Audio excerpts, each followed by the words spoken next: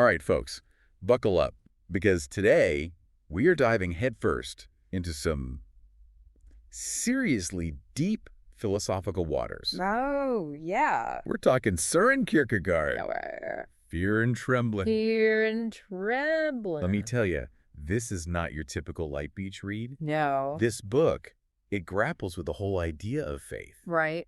but in a way that might leave you, well, a little unsettled. I think what's so fascinating about it is that Kierkegaard, or I guess I should say Johannes de Silentio. Right, the pseudonym. Pseudonym, yeah. Very mysterious. He presents faith not as this, comfortable certainty, but as this, radical leap into the absurd. Leap into the absurd. Okay, now you've got my attention. Right. But why all the secrecy with the pseudonym? What's he hiding?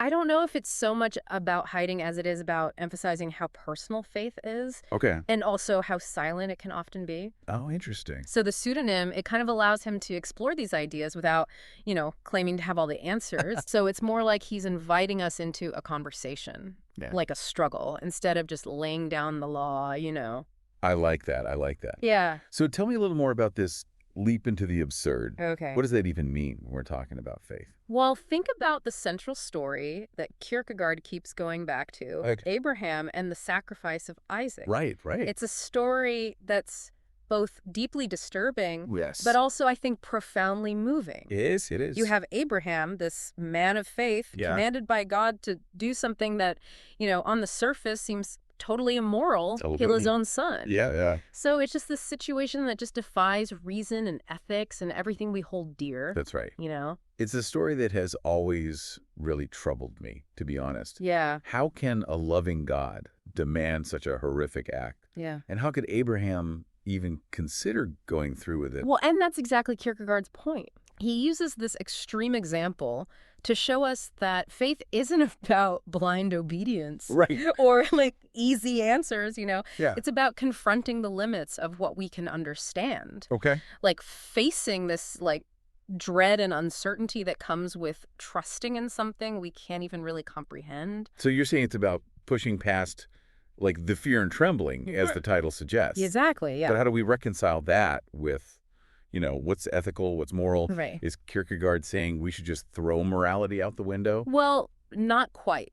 Okay. He introduces this idea, and it's a mouthful, but, bear with me, okay? Okay. It's called the teleological suspension of the ethical. Okay, that's a lot. It's a lot.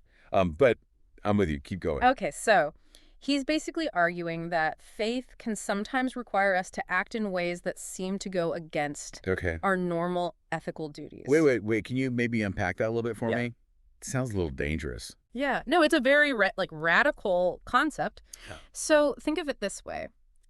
The ethical, how we usually think of it, it's based on these universal principles. Right. That apply to everybody. Everybody. But faith, at least for Kierkegaard, it's deeply personal. Okay. It's this one-on-one relationship between the individual and God. Right. And sometimes that relationship demands something that goes beyond, or maybe even seems to violate Right. those universal ethical norms that we were just talking about. So you're saying in Abraham's case, his faith, his commitment to God, overrides his ethical duty to protect his son. Exactly. Wow. It's terrifying, right? It is terrifying. It's a paradox, but that's just the nature of faith, as Kierkegaard sees it. Okay. It's not about fitting into this neat little system. Right. It's about confronting what seems absurd, impossible. Yeah. And you find truth in that very confrontation. Okay, so this is pretty intense. Yeah. It's like you're saying that faith requires a kind of, madness almost, like a willingness to embrace what seems irrational to everyone else. There's a grain of truth in that. Okay. He talks about this feeling of dread that comes with real, true faith. Okay. And it's not comfortable, right? Right. It is unsettling, even terrifying. Oh. But it's also the sign that you're, pushing past your comfort zone. Right. Grappling with something way bigger than yourself. Okay. So this dread, this discomfort, yeah. that's a good thing. In a way, yeah. It means you're on the right track. It means you're engaging with faith on its own terms. Okay. You're not trying to force it into a box of rational explanations. I see. Okay. So then how do we even start to make sense of this? Right. If faith is so individual, Yeah. So beyond reason, how can we even talk about it, Right. let alone understand it? Well, that's where this figure of the Knight of Faith comes in. It's like Kierkegaard's ideal, you know? Tell me about this Knight of Faith. Okay. Who are they? What makes them so special? Okay, imagine somebody who has this almost superhuman level of conviction. Right. They act decisively, they're passionate, even when their actions just seem completely illogical to everyone else. Okay. They don't try to justify themselves or anything. They just act, Yeah. driven by this inner certainty that you can't explain. So they're like a spiritual superhero or something. Yeah, kinda, yeah. But how can we even relate to that? Right, and that's the challenge that Kierkegaard's throwing at us. Okay. He's not giving us this step-by-step guide on how to become a Knight of Faith, Yeah. He's presenting us with this figure that represents this radical ideal. Okay. And it kind of forces us to confront how deep our own beliefs go. I see. And the limits of what we can really understand. It's like he's saying, here's the ultimate example of faith. Now what are you going to do with it? Exactly. That's a good way to put it. Yeah, and that brings us to another really crucial part of Fear and Trembling. Okay. The role of silence. Yes. Pseudonym. Johannes de Silencio. Right. John of Silence. You Yeah. mentioned it earlier. Right. So what's the deal with all this silence? Why is it so important? Well, think about it. The Knight of Faith. Okay. They can't really explain what they're doing Right. to anyone else. Yeah. Because their faith, it comes from a place that's beyond language, beyond reason. Right. So they're often met with like misunderstanding, even condemnation. Right. Like they're speaking a different language that the rest of the world just can't comprehend. Exactly. And that silence, that inability to fully explain this experience of faith, it's like a key theme throughout the whole book. Okay. It's not just about the Knight of Faith, it's also about the silence of doubt. Right. The silence of God, the silence that we face when we push ourselves to the very edge of what we can understand. Yeah. It's a silence that can be both terrifying and liberating. Right. Absolutely. It forces us to confront the unknown. Yeah. To grapple with the mysteries of faith, but without those comfy, easy answers. Right, exactly. But it's much more challenging. Yes. It's not even just like a lack of words. It's about how limited language is, Right. When we try to talk about the really deep stuff about faith, it's like, imagine trying to explain what a strawberry tastes like to someone who's never tasted one. Right. The words just can't really do it justice, Totally. Yeah, it's like trying to explain a dream you had. Exactly. Or some deep personal emotion words just kind of fall short. Right. But if we can't even talk about faith, how are we supposed to wrap our heads around it? Right. It's almost like Kierkegaard setting us up to fail here. Well, and that's where I think the struggle really comes in. Okay. Kierkegaard, he's not giving us any easy answers or laying out a clear path. Yeah. He's giving us a challenge. Okay. Like a provocation. All right. He wants us to really wrestle with these ideas. Okay. Confront the paradox, the uncertainty, and find our own way to faith. So it's not about like getting to the right answer. Yeah. It's about the journey itself. Exactly. The process of like grappling with these really tough questions. Yeah, absolutely. Okay, I can get on board with that. Yeah. But that journey, I mean, it sounds like it can be pretty lonely, right? It can be, yeah. You mentioned the Knight of Faith. They stand alone. Yeah. Misunderstood by, pretty much everyone else. Right, and their actions can't really be explained according to what's normal or acceptable. Yeah. They're like operating on this whole other level. Okay. Driven by something beyond what we can even comprehend. That sounds honestly kind of isolating. It can be, yeah. Like it almost makes faith seem like a burden. Yeah. Instead of something that connects us to others. Right, but for Kierkegaard, that isolation, it's also a sign of authenticity. Okay. It's a mark of someone who has actually dared to step outside the comfort of the crowd. Right. To embrace a truth that not everybody's going to get. So it's not about like fitting in. Right. It's about that deep inner conviction. Exactly. That carries you through even when everyone else doubts you. Yes. And that conviction often comes at a price. Okay. Kierkegaard talks about this idea of infinite resignation. Infinite resignation. Which is basically like a willingness to sacrifice literally everything for the sake of your faith. So what, like worldly possessions? Worldly desires, ambitions, even like your sense of self to fully embrace God's will. That's a heavy concept. It is. It sounds like almost like a form of self-annihilation. Right. Is he saying we should just erase ourselves? Well, not quite. Okay. It's not about erasing yourself. Okay. But about, like, transforming yourself, you know? It's like we all have this idea of who we are, what we want, our purpose. Right, right. But true faith, for Kierkegaard, it means letting go of that. Okay. That self-made identity. Yeah. And embracing a new one, an identity that comes from your relationship with God. So it's like letting go of the reins. Yeah. Letting a higher power lead, even if we don't know where we're going. Yeah, it takes a huge amount of trust. Right. And it often means facing loss. Okay. Kierkegaard uses the example of a broken engagement to illustrate this. The broken engagement. Is he talking about himself here? Yeah. Didn't he break off his engagement with Regine Olsen? He did, yeah. Oh, okay. And it obviously really affected him. You can see it throughout Fear and Trembling. Right. He's wrestling with this idea of sacrifice. Yeah. Giving up what you love most Yeah. for something bigger, something we can't really understand. It's incredibly personal. It is, yeah. And vulnerable. It makes you realize that he wasn't just, like, writing about this stuff. Right. He lived it. He felt it. Exactly. And that's what gives his work so much power. You know? Totally. Yeah. And that's why he uses such strong language and imagery. Right, right. He talks about knights of faith, Right. the teleological suspension of the ethical, infinite resignation. Yeah. These aren't just, like, philosophical terms. Right. They're meant to grab you. Yeah. To capture the raw emotion, the, like, existential struggle at the heart of faith. It's like he's trying to shake us awake. Yes. You know, make us feel the weight of these ideas. Totally. Not just, like, read about them passively. Yeah, he wants us to feel it in our gut.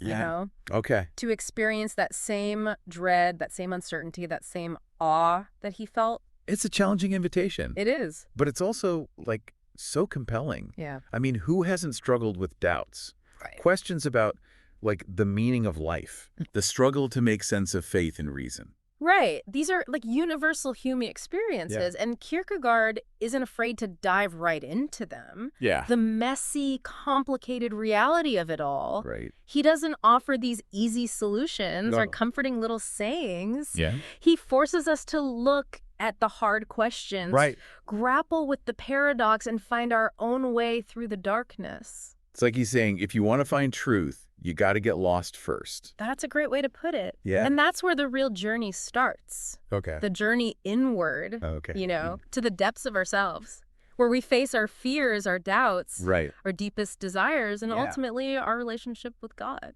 It's a journey that can be terrifying and exciting at the same time, right? It is. And it's a journey that Kierkegaard's inviting us to take with him. Through fear and trembling. Exactly. Okay, so we talked about the knight of faith. Yeah. This, like, ideal person who embodies this, like, radical faith.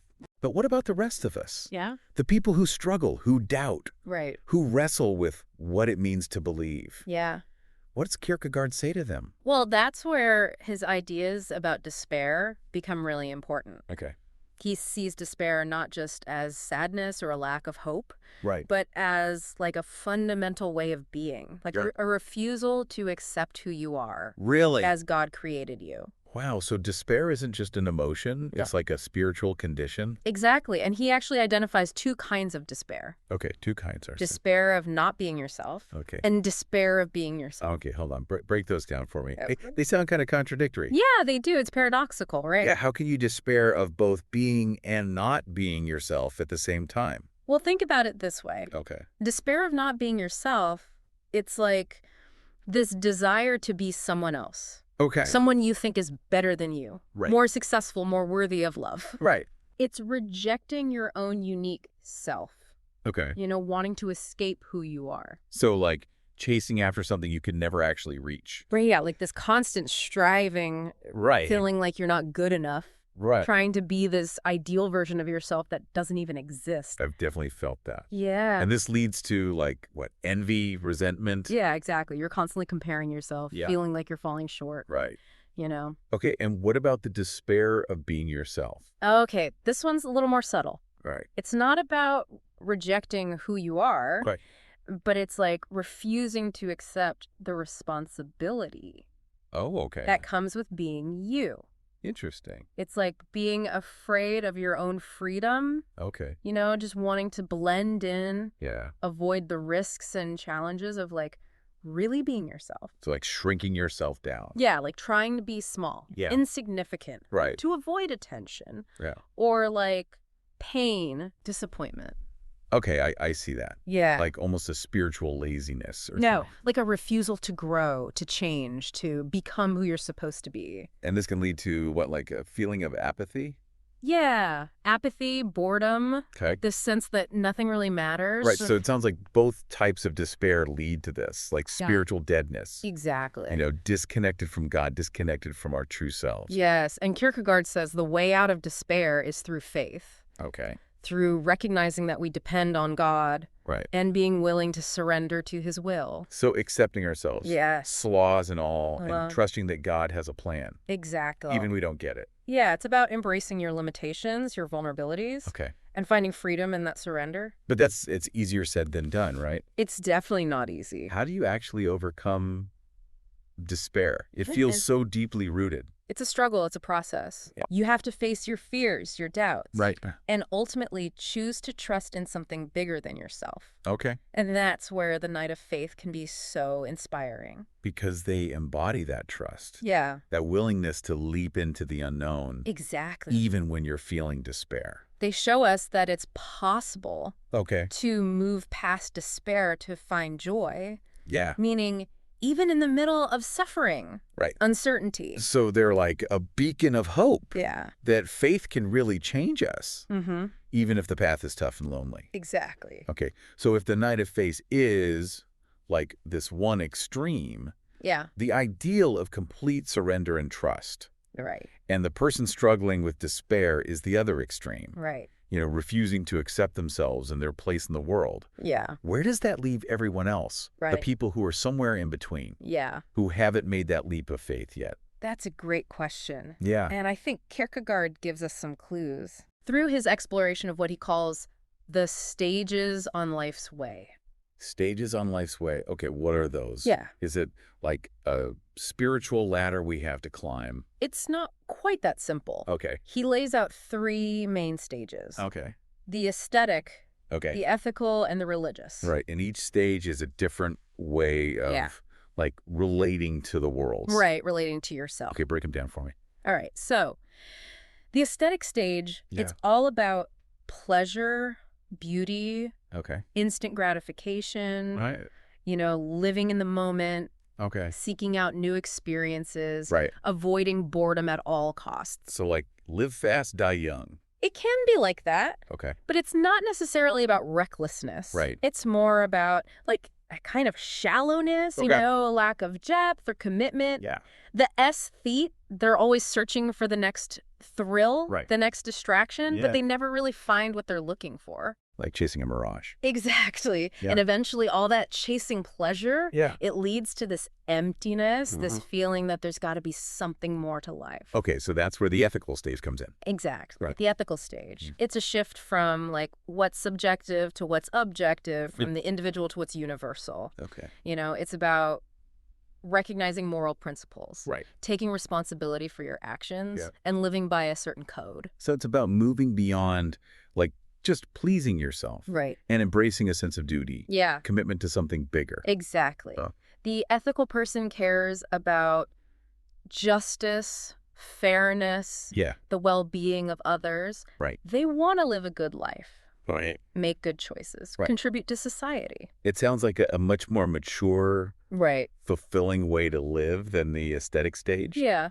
But is that it? Is that the end goal? For some people, maybe. But Kierkegaard says there's an even higher stage, Okay. a stage that goes beyond even the ethical, Well, okay, all right. and that's the religious stage. Okay, so what makes the religious stage different from the ethical one? Right. Isn't like being a good person, following the rules, isn't that enough? Well, remember what we were talking about earlier? Right. The teleological suspension of the ethical. Yeah, the mouthful. Yeah. Well, that's really important here. Okay. Kierkegaard argues that faith, Yeah. it can sometimes require us to go beyond Okay. even our most cherished ethical principles. Hold on. Are you saying that faith can like justify bad behavior? Not exactly. It's not about condoning doing bad things, Okay. but it's about recognizing that faith operates on a different level Right. than conventional morality. Okay. It's about a total commitment to God Okay. that goes beyond how we humans understand right and wrong. So, like, surrendering to a higher authority, Yeah. even when it seems to go against our own sense of ethics, that seems risky. It can be, yeah. Yeah. But Kierkegaard thinks it's the only way to real freedom. Real freedom. Freedom from our limited human perspective. Freedom to embrace the paradox. Yeah. The mystery of faith. That's a lot to unpack. It is. So, is everyone supposed to reach this religious stage?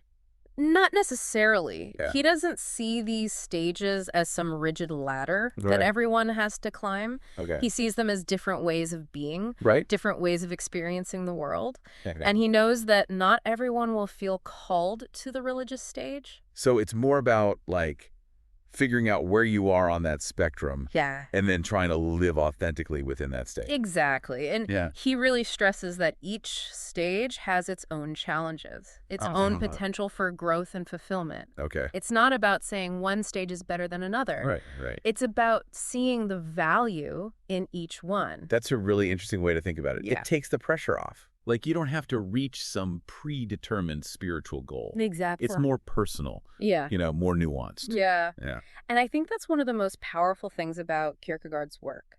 Okay. He's not giving us a one-size-fits-all approach to faith. Yeah. He's inviting us to have this conversation Okay. with ourselves, with the world, with God, Right. and find our own unique path to meaning. That's a good takeaway. Yeah. But, if we're always questioning, doubting, struggling to make sense of faith and reason, Yeah. does that mean we're failing at faith? Not at all. In fact, I think Kierkegaard would say that struggle is essential to faith. Really? He sees doubt not as the enemy, but as a part of true belief. So it's not about reaching some, perfect state of certainty. No. It's about embracing the tension, the paradox, the Yeah, mystery. exactly. He's asking us to live in that uncertainty, Okay. to embrace the discomfort Yeah. and be transformed by the struggle. It's not easy, Right. but it can lead to something deeper. It can, yeah. Okay, so we've talked about a lot. Yeah. The night of faith, Yeah. the teleological suspension of the ethical, Right. the stages on life's way, despair, the importance of silence. Yeah, it's a lot to take in. It is, but I feel like there's still something missing. Okay. What's the point of all this? Yeah. How do we actually live this out in our daily lives? That's the big question, isn't it? It is. And I don't think Kierkegaard would claim to have all the answers. Right. In fact, he might say that searching for a definite answer is part of the problem. So it's not about finding the perfect solution. Right. It's about embracing the messiness, the ambiguity, the struggle. Exactly. But I do think there are some key things we can take away from Fear and Trembling Right. that can help us in our lives. Okay, like what? Give me some practical advice. All right, well, one thing Kierkegaard really emphasizes Yeah. is the importance of passionate inwardness. Okay, passionate inwardness. What's that? He's always telling us to look inside, Okay. examine our motives, face our fears and doubts, Right. and cultivate a real relationship with God. So taking time for self-reflection, Exactly. spiritual introspection, even if it's tough. Yeah, it's about recognizing that real faith isn't just about what you do on the outside. Okay. It's about a deep change within. And how do we do that? Yeah. Is it like prayer, meditation, reading scripture? What's the secret? There's no one right way, Okay. but I think Kierkegaard would say it's about really engaging with your faith, Okay. wrestling with the tough questions, Right. and letting yourself be challenged and changed by the experience. So it's not about passively accepting things. Yeah. It's about actively engaging, even struggling. Yeah, he wants us to face the paradox, Yeah. embrace the absurdity, and find truth even when things are uncertain. That's a tall order. It is. But it's also incredibly freeing. Right. It frees us from the need to have all the answers, Yeah. to fit into some perfect mold. Right. It lets us embrace our individuality, our doubts, Yeah. our own unique journey with faith. And that's the beautiful thing about Kierkegaard's work. Yeah. It's not about giving us rules to follow. Okay. It's about inviting us into this dialogue Right. with ourselves, the world, and God. Yeah. It's challenging, but it can lead to a much deeper, more authentic experience of faith. So we're not supposed to just be like passive recipients of truth. Right. We're active participants in our own faith journey. Exactly. And that journey is full of doubt, uncertainty, even despair. Right. But it's also incredibly beautiful and profound. Yeah. A journey that can lead us to real meaning and purpose. It's like we're all on this pilgrimage, Yeah. each with our own path, our own challenges, Huh? but the destination is Yeah. not as important as the journey itself, I love that. you know, Yeah. the transformation, the growth along the way. Beautifully said. Yeah. The journey is everything. You know, it's amazing how Kierkegaard can make faith seem so scary and so exciting at the same time. Right. It's not this, like, safe, cozy thing, it's Yeah. more like this constant challenge, this Mhm. wrestling match with something you can't even see. And that's what makes him so brilliant. Yeah. He doesn't shy away from, the dark stuff, Yeah. doubt, the despair Right. that comes with really searching for truth. Right. He doesn't sugarcoat it. Nope. He doesn't give you easy answers or, like, those cheesy inspirational quotes. He just throws down the challenge and asks, are you willing to wrestle with this? Are you willing to risk everything? It's like he's daring us to take that leap into the absurd, even though he knows most of us will hesitate, Yeah. maybe even turn back. Uh-huh. But for the people who are brave enough to go with him, Yeah. the rewards are huge. Absolutely. And it's not even about, winning some spiritual prize. Right. It's about how you change along the way. Yeah. Shedding old beliefs, facing your deepest fears, waking up to a reality that's beyond logic. It's like a total transformation. Yeah. And that's why Fear and Trembling is still so relevant today. Right.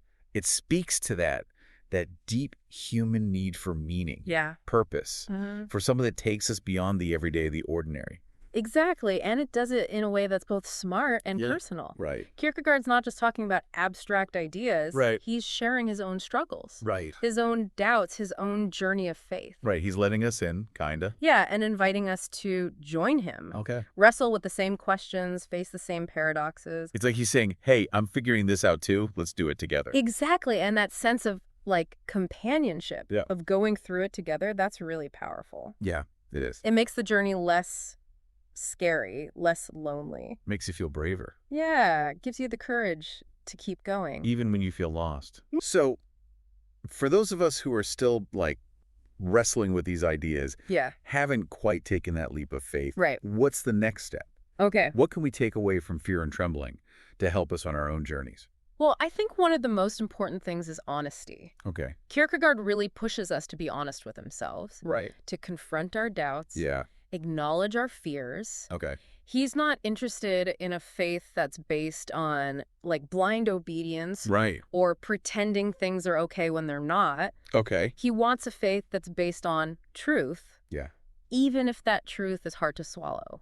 So it's not about pretending we have it all figured out Right. or forcing ourselves to believe something we're not ready for. Exactly. It's about being real, being authentic, Yeah. even if it means admitting we have doubts. Okay. And that takes courage. Courage to, face the unknown. Yeah, to embrace the paradox. Right. To step outside our comfort zones. It's like we have to lose ourselves to find ourselves, Yeah, let go of the need for certainty, for control, surrender to something bigger. And that surrender, that leap of faith, that's where freedom comes in. Exactly. Freedom from our limited human understanding. Yeah. Freedom to embrace the mystery of it all.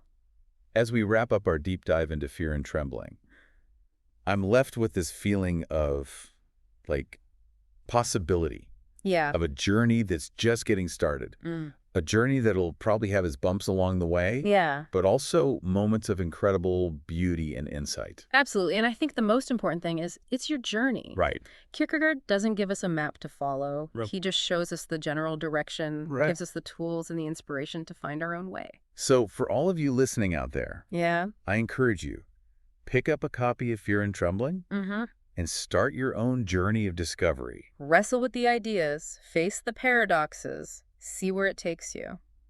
You might be surprised at what you find. And remember, the journey is the reward. The struggle, the doubt, the uncertainty, Yeah. that's all part of it. Right. That's what makes faith so challenging, so rewarding, and ultimately so transformative. Well said. And on that note, we'll wrap up our deep dive into Søren Kierkegaard's Fear and Trembling. Thanks for listening, everyone. Until next time, keep exploring.